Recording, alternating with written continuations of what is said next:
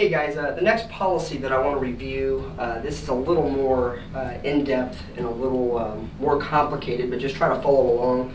But it's a universal life policy. Okay, the universal life policy, a lot of people have misconceptions that it is whole life insurance. It's designed to be set up that way, and I'm going to just kind of go over how the policy is supposed to work. Okay, I'm not going to go over how some of them are working, anything like that. I'm just going to go over how they're supposed to work. So universal life insurance is kind of the hybrid of both term and whole life. Kind of takes the best scenarios from each. You know, the low cost of term with the overfunded and cash value growth with whole life. So it's kind of that policy that really came out to under the concept buy term and invest the difference. This policy kind of does that for you. So it's kind of set up to do that. And I just kind of want to go over how this policy is really set up. Is realistically, to break it down, the easiest way I could explain it to a client is a universal life is a 1-year term, okay, with a cash value and a flexible face amount and flexible premium. Okay, what that means is if you watch the term video, you understand that at the end of every term duration, your cost of insurance goes up. Okay, with age. So if this is a 1-year term, as illustrated here, every year your cost of insurance, okay, is going up and up and up and up and up and up and up. Okay, it's going to continuously do that throughout time. It's designed to do that. Okay, it's no hidden secret. Now there's 3 main components when I try to talk to a client and break down how a universal life works. 3 main components are the death benefit, the interest rate that's illustrated at, okay, and the planned premium. Okay.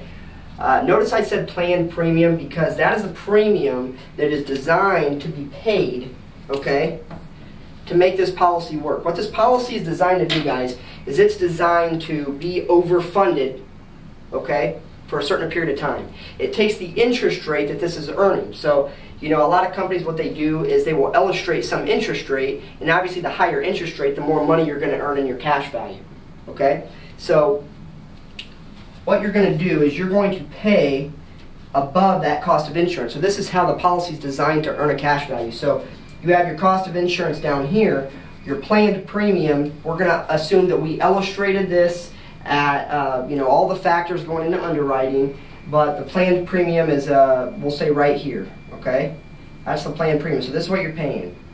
Okay, so we're going to just kind of take this across.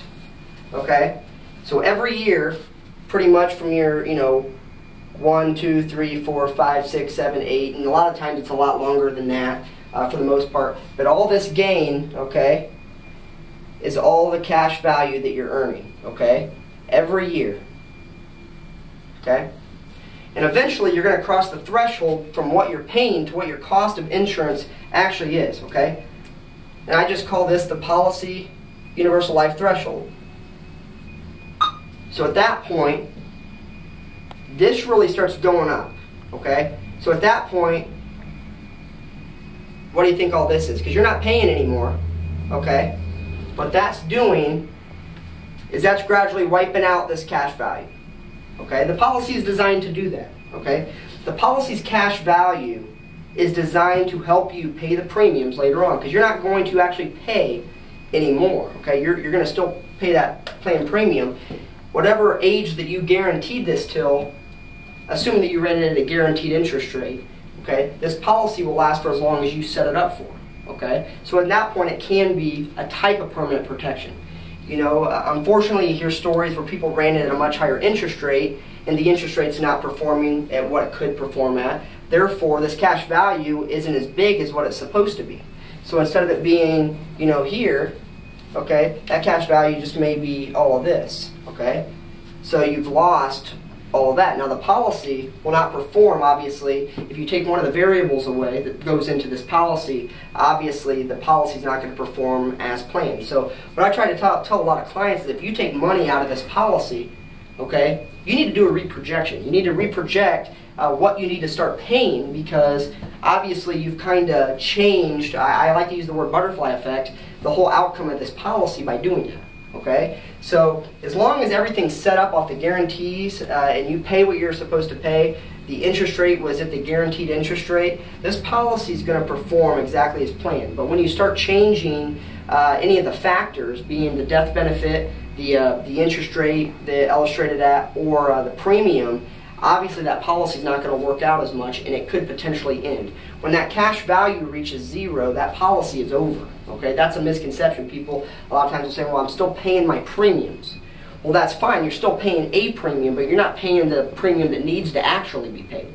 Okay, so a lot of clients get their annual statements every year. They need to be looking at that. Okay, because if anything's changed, if they illustrated the interest rate at 8 or 9% and it's operating at 4 or 5%, obviously every year that it's operated at below what they illustrated it at is going to be detrimental to the future of the policy. Okay, if they've increased their face amount throughout the life of the policy but didn't increase their premium, okay, it's going to hurt the life of the policy. Okay, so Universal Life basically is just like I said.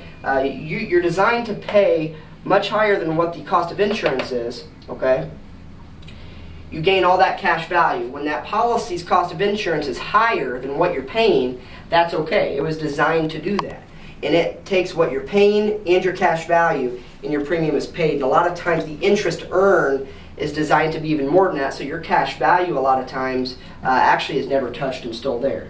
There are different types of ULs. I'm not going to really get into those, but a lot of times your death benefit might go up with your cash value. Okay, that's called an increasing death benefit. So if you had a death benefit of $100,000 and a cash value of $27,000, your new death benefit is actually $127,000. Okay, so but again, your cost of insurance is going to be going up at a much higher rate when your death benefit's increasing every year. So again, this is an explanation of a Universal Life. If you do have questions on it, again, this is what we're here to do. We're here to help educate, and definitely give us a call if you have one of these policies with a company. We'll be more than happy to come out and help you understand how this policy is performing. Okay? Thank you.